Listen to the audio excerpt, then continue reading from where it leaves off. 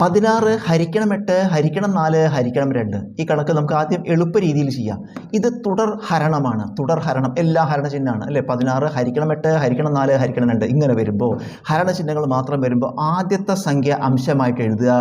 ഹരണചിഹ്നങ്ങൾ മാത്രം വരുമ്പോൾ ആദ്യത്തെ സംഖ്യ ന്യൂമറേറ്ററായിട്ട് എഴുതുക. ആദ്യത്തെ സംഖ്യ അംശം എത്രയാണ്? 16.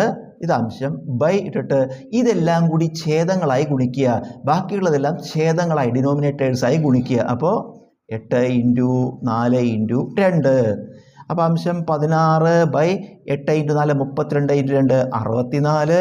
ഇത് നമുക്ക് 16 കൊണ്ട് വെട്ടിച്ചെടുക്കുമ്പോൾ 1 16 4 16 64. ഉത്തരം 1/4. ഇതൊരു രീതി. ശരി, എളുപ്പമുള്ള രീതി. മറ്റൊരു രീതിക്ക് നമുക്ക് നോക്കാം. 16നെ 8 കൊണ്ട് ഹരിക്കുക. 16 ഹരിക്കണം 8 എന്ത് വരും? 2.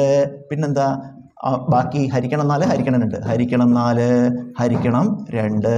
2 ഹരിക്കണം 4 2/4 അല്ലേ. 2 ഹരിക്കണം 4 പറഞ്ഞാൽ 2/4. ഇത് നമുക്ക് വെട്ടിച്ചെടുക്കുമ്പോൾ 1/2 വരില്ലേ? 1/2. അപ്പോൾ അത് നമ്മൾ ചെയ്തു. ഇനി ഹരിക്കണം 2 ഹരിക്കണം 2. അപ്പോൾ എന്താ ചെയ്യുക? 1/2 അതുപോലെ ഇട്ടിട്ട് ഹരിക്കുമ്പോൾ നമ്മൾ ഈ ഹരണം ഇത് അതുപോലെ ഇടുക. ബൈ 2നെ നമുക്ക് വേണമെങ്കിൽ 2/1 ഇടാം അല്ലേ. 2നെ 2/1 ഇടാം. ഇനി 1/2 നമുക്കറിയാം. ഹരിക്കുക എന്ന് പറയുമ്പോൾ വിൽക്രമം കൊണ്ട് ഗുണിക്കുക. ഹരിക്കുക എന്ന് പറയുമ്പോൾ റെസിപ്രോക്കൽ കൊണ്ട് മൾട്ടിപ്ലൈ ചെയ്യുക. അപ്പോൾ 1/2 ഇൻറ്റു ഇട്ടിട്ട് ഇതിനെ തിരിച്ചിടുക. തിരിച്ചിടുമ്പോൾ എന്ത് വരും? 1/2 ഗുണിക്കുമ്പോൾ 1/2 4.